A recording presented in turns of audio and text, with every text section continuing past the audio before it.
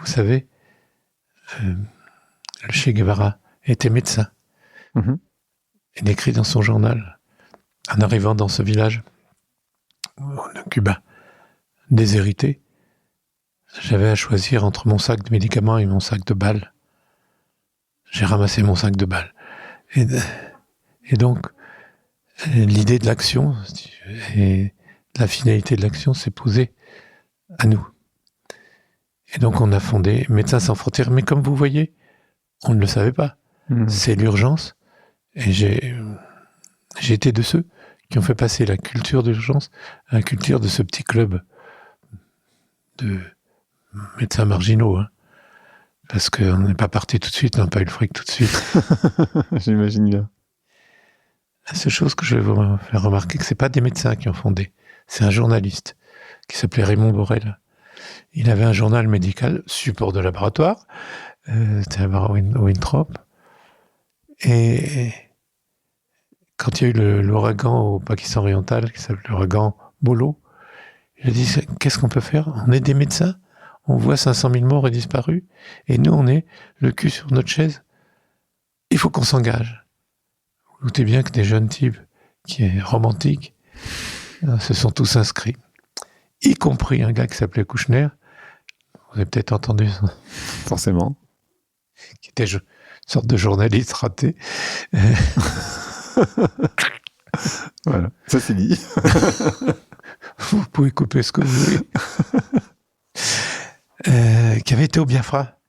Il y avait été parce que De Gaulle voulait envoyer une équipe pour emmerder les Anglais, c'est toujours ça de prix, au moment de la guerre du Biafra au Nigeria, avec la Croix-Rouge française, qui ne savait pas recruter, et la Croix-Rouge internationale, qui a été donnée à la Croix-Rouge internationale. Bon, ils ont vécu la guerre, le tiers-monde, ils sont arrivés avec une certaine expérience. Mais c'était 2 ans auparavant. Et ils sont venus, l'équipe biafraise est venue renforcer MSF. Ils ne sont pas venus créer. Les racines de MSF, c'est l'urgence, c'est le SAMU, c'est la découverte de l'extrême pauvreté, c'est le tiers-monde qui était très politisé, vous savez. C'est les non-alignés, Bandung. Ça vous dit rien parce que vous n'êtes pas de cette génération. Mais il y avait le bloc communiste, le bloc occidental, et il y avait des pays comme l'Égypte, comme Cuba, qui disaient, nous, on n'est nulle part. On n'est pas du bloc communiste, on n'est pas du bloc. Et donc, c'était on a forgé ces 2 géographes, mais leur nom va me revenir, qui ont forgé le mot tiers-monde, par analogie au tiers-État. Vous savez, ancien régime. Oui, dans tiers-monde. Et donc, on était à la fois des médecins, à la fois des urgentistes, à la fois rêvant d'aventure, vous doutez bien. C'était pas le Club Med qu'on cherchait. Oui, non. Et voilà, et c'est comme ça MSF. Et, est-ce que je peux continuer Bien sûr. Mon idée, mais c'est a posteriori que je le sais, c'est qu'on cherchait ce que toutes les civilisations ont cherché, c'est-à-dire une initiation. On allait dans l'inconnu, mais on était obligé de quitter notre territoire familier, territoire affectif, d'aller dans des endroits malfamés et dangereux. Et surtout, on était 24 heures sur 24 sous le regard de ses camarades qui attendaient le moment où vous alliez craquer, vous doutez bien. Et donc, c'est une éducation, ça, je le crois. C'est dur, hein. Vous ne pouvez pas craquer. Et puis, vous vous endurcissez. Mais il y a un récit derrière. Le récit des correspondants de guerre, des résistants, tout ça. Un récit qui nous portait. Donc, des aventuriers ou pseudo-aventuriers. Non, mais c'est pas pseudo-aventurier. Donc en fait, ce qui est intéressant dans ce que vous dites, c'est que, évidemment, quand on regarde aujourd'hui Médecins sans frontières ou le SAMU social, c'est évidemment des réalisations énormes. Mais ce que j'entends, mais peut-être que vous allez me dire l'inverse, c'est que quand vous l'avez fait, c'était complètement empirique. Il y avait une démarche d'aventure, une volonté d'être dans l'urgence. Et d'être grandir. Des hommes. Ouais, complètement. Des vrais mecs, vous savez. Les filles vont éteindre votre radio. Mais c'était une mythologie très virile. Vous savez, comme les films qu'on voit. Mais à l'époque, on était quand même des marginaux, des vrais marginaux. Et après, bon, quand est-ce que ça s'arrête? Moi, je suis pas resté des mois et des mois sur le terrain. Je faisais 3 mois. C'est dans l'urgence. Mais quand vous rencontrez la guérilla, les camps de réfugiés, qu'est-ce que vous avez comme matériel médical pour réfléchir? Eh bien, la réanimation. Qu'est-ce qu'un camp de réfugiés?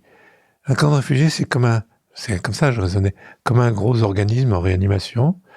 Il faut apporter de l'eau, combien d'eau par tête de pipe et tout ça, et de la nourriture, et les déchets, les chiottes, les ordures, et comment on gère? Où est-ce qu'on met du propre vers le sale? Comment l'asepsie? Quel genre de flotte? C'est de surface, de phréatique? Les ordures, vous en faites quoi? Les gamins vont jouer avec les rats là-bas. Quand on les brûle, mais on les brûle sous le vent, on découvrait, si vous voulez. Et puis les camps, c'est quoi? C'est une prison? Non, on peut aller venir. Alors, un camp ouvert, comme dans nos circuits, ou un camp fermé, semi-ouvert. Donc, la nomenclature que j'avais décrit, moi, réanimateur, elle existe encore, le camp ouvert ou le camp fermé. Et si vous voulez, mais tout ça, vous voyez, par analogie. Il y a même des gens, comme à la caserne, qui disaient comment on sait si vos soldats sont bien tenus. Vous pesez tout le monde, vous faites le poids moyen de votre caserne, combien elle pèse, à l'entrée, et alors les personnes, des conneries, quoi. Mais on n'avait pas d'outils, et on cherchait, et c'est une aventure médicale. Évidemment, les grands médecins coloniaux, parce qu'ils étaient très fiers d'être des médecins coloniaux. Encore maintenant, ce sont mes idoles. C'est des mecs qui avaient des territoires 2 fois grands comme la France, une hiérarchie qui était prêt à les renier s'ils se plantaient. Il allait inventer des méthodes, la méthode de Eugène Jameau, et ils découvraient tout. C'était nos maîtres. Et là, il a fallu... Qu'est-ce que c'est que la médecine de guerre? Qu'est-ce que c'est que le triage? Que deviennent nos valeurs? Je me rappelle, on était à la frontière du Cambodge, en Thaïlande, il y avait des grands camps de réfugiés, et les Vietnamiens qui avaient poussé les Khmers rouges rentraient. Et pour agacer un peu les forces de la frontière, envoyaient des mortiers dans le camp de réfugiés. Et à chaque fois, ça faisait des morts, des blessés. Et un jour, moi j'étais déjà à mission de supervision. Donc je me rends au bloc opératoire, pas au bloc, à l'infirmerie. Si seulement il y avait eu un bloc.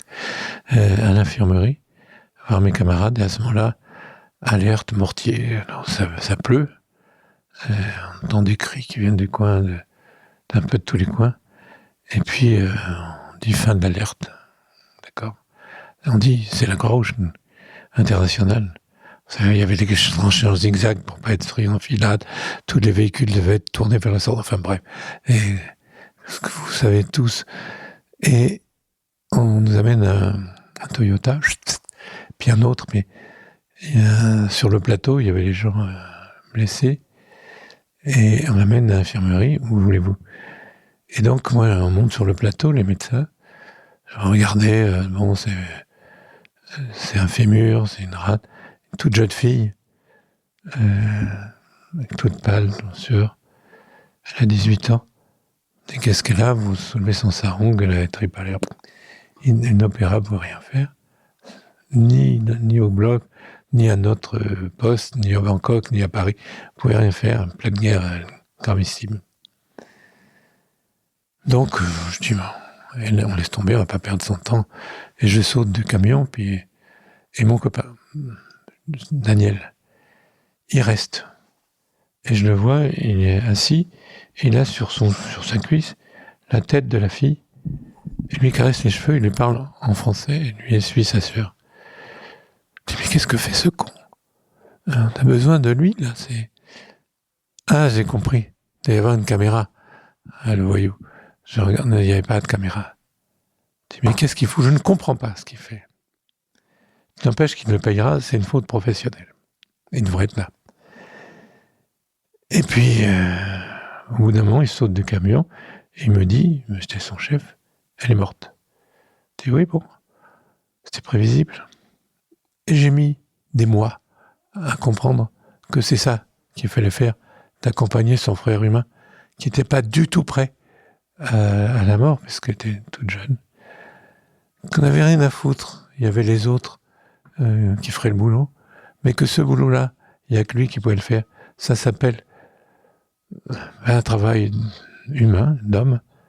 Il faut oublier qu'on est un spécialiste dans certains cas. Et j'ai appris ça. J'ai appris, pourtant je suis plutôt un brave type, mais je voyais la blessure, si vous voulez. Je voyais pas le cœur. Je vous le raconte spontanément parce qu'il me revient sans doute. Je revois je vous dis, je vois l'environnement. On est le soir, il y a du sang sur le... Et pour lui, c'était la catastrophe, il sort, et puis c'est son constat. Mais j'ai pas su tout de suite ce qu'il fallait voir. C'est ça, la formation, vous voyez ? Et ce que j'entends aussi, c'est que vous avez utilisé ce mot d'ailleurs, c'est intéressant, alors c'était quoi le mot que vous avez utilisé? Vous étiez des personnes à part, un peu sur le côté finalement. Marginaux. Ouais. Est-ce que... parce qu'en fait, il faut oser être marginal dans une société, c'est pas si simple. Oui, mais on avait notre diplôme. C'est vrai, ça protège. Mais est-ce qu'il faut... parce qu'on a tendance à rentrer dans les clous, quand même avec des diplômes. Mais regardez, je resterai, je crois, dans ma tête et dans mon cœur marginal toute ma vie. J'ai pas fait une carrière universitaire, je suis pas très connu, j'ai une notoriété, c'est vrai, mais je me fais pas d'illusions pour ce que ça vaut, hein. Mais ça vaut beaucoup, vous avez sauvé des millions de personnes. Alors reprenons à ça. C'est vrai, quand j'étais au SAMU, j'avais des dizaines de gens, parce que on m'appelait pas pour un bobo. Notre équipe venait quand c'est gravissime. C'est vrai. Et je savais faire. J'avais eu un bon maître. Je n'étais pas plus mauvais qu'un autre, pas meilleur, mais pas plus mauvais. Et puis j'ai été l'homme le plus important de la vie des gens qui étaient blessés, c'est vrai. J'avais sorti des griffes de la mort, pas tous, mais et je m'appliquais. Je peux vous dire que c'était un échec si j'y arrivais pas, quelle que soit la gravité. Mais ça, c'est des trucs qu'on peut pas dire. Mais je vous le dis quand même. Ce sentiment de frustration. Merde, je l'ai pas sorti. J'ai pas sorti qui? Je n'ai jamais rencontré qui que ce soit. Jamais rencontré un homme. J'ai rencontré des cas, des mécaniques. Mais les gens ne savent pas que j'ai existé. Ils connaissent pas mon nom. À la rigueur du chirurgien, je suis pas jaloux, du grand chirurgien. Mais l'anesthésiste, le réanimateur, qui a fait tout le boulot, qui s'est cassé la tête, qui a su quand il fallait changer de stratégie, d'autres molécules, je n'ai quand même pas connu. Dans le fond, dans ma vie de réanimateur, j'ai rencontré personne. Ça aurait bien étonné mon père, qui était un vrai médecin. Oui, mais alors, ça c'est sûr, mais alors, c'est pas forcément vous directement, mais en créant le SAMU social et puis Médecins sans frontières, alors c'est pas directement, mais en ça, vous avez impacté la vie de millions de personnes. C'est vrai. On a créé un outil. Et on crée l'outil. Et donc, c'est ça, l'intelligence du créer un outil tout en se mettant en valeur. On était dans des endroits où les bombes pleuraient. Mais d'un autre côté, l'émission Il n'y a pas la guerre nous paraissait fade. Ne faut pas charrier. il faut pas se prendre au sérieux. Je comprends. Et c'est vrai qu'après, quand vous voyez dans des camps, vous voyez des petits bouts de chou, quand j'ai été la première mission Bangladesh, des petits enfants qui cherchaient leur bouffe dans les ordures. Je me rappelle même du nom. C'est que je rencontrais un très, très bel enfant qui ressemblait à mes enfants. C'est tout brun avec des yeux noirs. Oui, ça doit vous dire quelque chose. Forcément. Et que j'avais laissé à Paris. Et donc, j'étais resté au Bangladesh.